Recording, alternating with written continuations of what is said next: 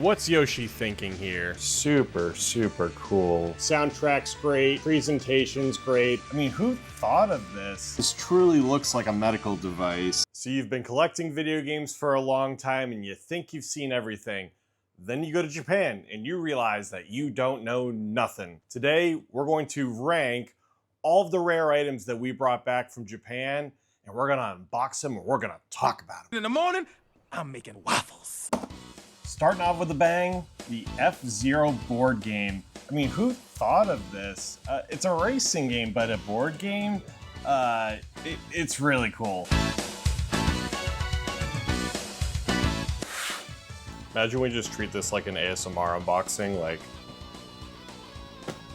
you know, let's take this top off. First timer over here. Check this art out. Get a close-up of that. I thought he was doing the thing. Got it! Fun fact, I used to play as him, Wild Goose, on this level called Daddy's Giant Poop. That's what we called it, at least. It looks like we have the iconic Mute City, that's its own level, and you get power, start here. Super cool. We have the user manual here. We have our playing pieces here. We have all these playing cards. Just love the art. Just screams vintage. I'm gonna open this. I don't know if this has actually been opened before. These don't want to come out. Okay, we finally got them out. So we have playing cards for each of the cars. That's awesome. Just the level of detail, especially something this old. I mean, now, even with video games, you don't even get an instruction manual anymore. I mean, this is a quality item. And then going into the inside of the board, same thing, just this screams quality. So we love the art, the design, just everything about it's cool. The practicality, I'm not sure if you're gonna invite your friends over on a Friday night to play the F-Zero board game. We're gonna put this in the A tier. You probably recognize the series in front of me, but I bet there's a game in this series that you didn't know existed, and we have it. Pick it up. Pick it up. Japan is known for their exclusives. This game apparently is no different. For as big of a franchise as Silent Hill is, this is a Game Boy Advance Japan exclusive Silent Hill game. Sounds like a fake sentence. Now, it's an exclusive, but does that mean it's good? The intro is exactly what you would want from a Silent Hill game. Your feelings change pretty quickly when you realize that the game's actually a graphic novel, and while you're trying to read, all you hear is Hypnotoad from Futurama over and over again.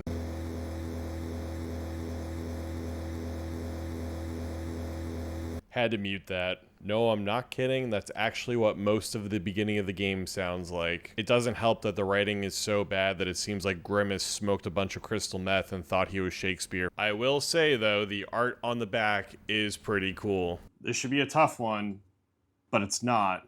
I know what I have to do, but I don't know if I have the strength to do it. This is going C tier. Hear me out. It's a graphic novel. It's not what you remember. Would you believe me if I told you that this is a video game? Even though it says drink, it's lying to you. It's like that Family Guy scene. Those bastards turned a whole generation of Americans into smokers with their damn subliminal advertising. Timmy, where's Lassie? She's out in the orchard, Ma. Peaches are coming in mighty early this year. Smoke. You know what they say, Timmy.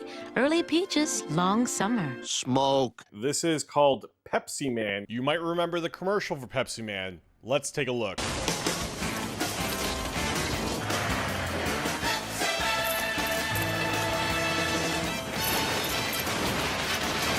Wild commercial, right? And Pepsi thought, you know what? Let's make this a video game.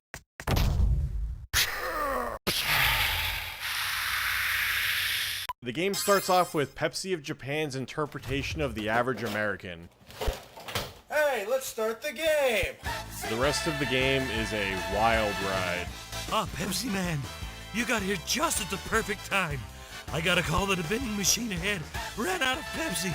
The gameplay is nuts. You dodge traffic, break into people's houses catching a felony, go through their neighbors' backyards, all in the name of getting Pepsi cans. Now, it is very evident when you open this that they were trying to market the ever-living out of Pepsi. Smoke. Even though it doesn't say Pepsi Man on the front, what's interesting is on the side, in English, even though this game is a Japan exclusive, it says Pepsi Man. Smoke. So we have a Japan exclusive game for the PlayStation that you probably haven't heard of. The gameplay is cool. We're gonna put this in the B tier. Now you might be saying, hey, there's 3 items here. That's not fair for the tier list. Hear me out. If you don't know who this dog is in this beanie, you should. This is Parappa. He gets whatever he wants. PlayStation had a marketing campaign with McDonald's where they gave out trading cards in the Happy Meals and a McDonald's variant of the Parappa game launching on PS2 alongside Ape Escape. If you haven't played Parappa, it was Guitar Hero before Guitar Hero, and each soundtrack is a banger. What's special about the McDonald's variant of Parappa, you're actually in a McDonald's. Now listen to this banger. Extra, extra, read all about it. The best burgers in town from all around. People from around the world come and get it. The line goes around like a merry-go-round. If you thought that song was a banger, let me introduce you to the Parappa the Rapper soundtrack that was never released outside of Japan. There is so much detail here. Checking out the back of the soundtrack, everything about it is immaculate. Now, if you're a Parappa fan, you know that finding anything Parappa is impossible, which is why we had to go to Japan for Parappa. There's a lot of different controls for our alarm, clock, and volume. And when you press his beanie, isn't that cool? Soundtrack's great, presentation's great. Parappa the Rapper can do no wrong. He is going S tier. I gotta be honest, I was not expecting what this is used for. This is another item where I saw it on the shelf, it said N64, and it said biosensor. And I thought, 1, what's a biosensor? And 2, what could a biosensor have anything to do with a Nintendo 64? I mean, this truly looks like a medical device. I am a surgeon! Although the packaging is pretty cool. On the side, I mean, that looks really painful. Let's open this up though and see what's inside. We got scammed, there's no instructions. And then this just snaps into the back of here. This goes on my ear. Huh. It kinda hurts. Still don't know what game this is for. What Nintendo 64 game is the biosensor used for? Tetris, GoldenEye 007, Mario Kart 64, Tony Hawk Pro Skater.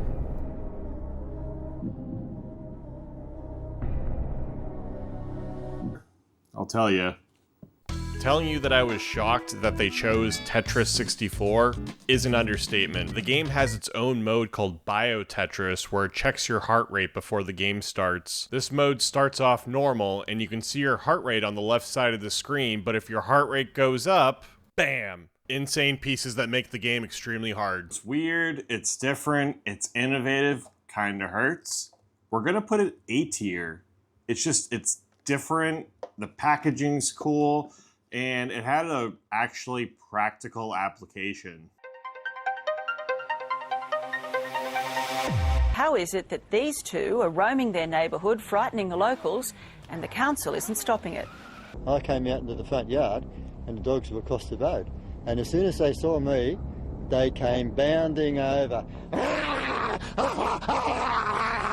Frightening news out there. Now, when I saw this model kit, I had to get it. For those unaware, Resident Evil is actually called Biohazard in Japan. On the side, you get the close-up of the zombie dogs. On the back, you can see where every piece goes. The model kit is 1/12 the size of a real zombie dog, so it's about the size of a chihuahua. Let's unbox this. This reminds me of those Sonic and SpongeBob popsicles where you think you're getting one thing and it turns out to be an abomination. I was expecting some kind of multicolored zombie dog, and this one got burnt to a crisp. Model kit's kind of cool. It'll be cool to build it. It's gonna go B tier. If anyone tells you that these two aren't adorable, they are lying to you. These two plush launched in 1994 alongside other swim attire Sonic and Tails plush that Sega called their summertime line. These two are adorable. They give that 90s feel immediately. They're going in the A tier. You gotta imagine, what's Yoshi thinking here?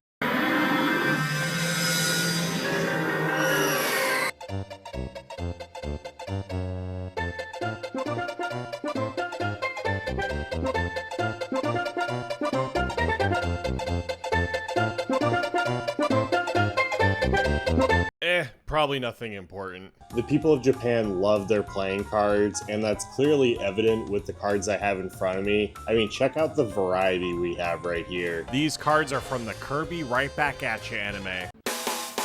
Kirby, Kirby, Kirby, that's a name you should know. Kirby, Kirby, Kirby, he's the star of the show. He comes right back at ya. He comes right back at ya. Give it all that you got. Take your very best shot. Kirby, Kirby, Kirby's the one. Right back at ya. Yeah. Man, does that song make you feel alive. Let's talk about these cards. They are detailed. Every single card is a character from the anime. It is fantastic. Next, we have these Super Mario cards by Joshin. Joshin's like that cool uncle that lets you get high behind the church on Sundays. And the commercial for his store is a banger.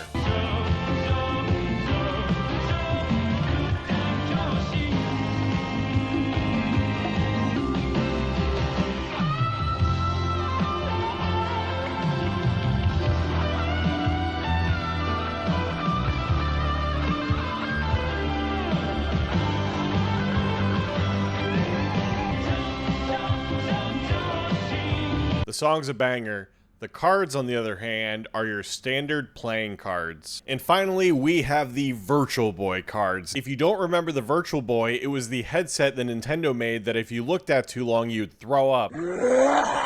These Virtual Boy cards are old. If they could talk, the stories they would tell. I had a good time hanging out with you guys.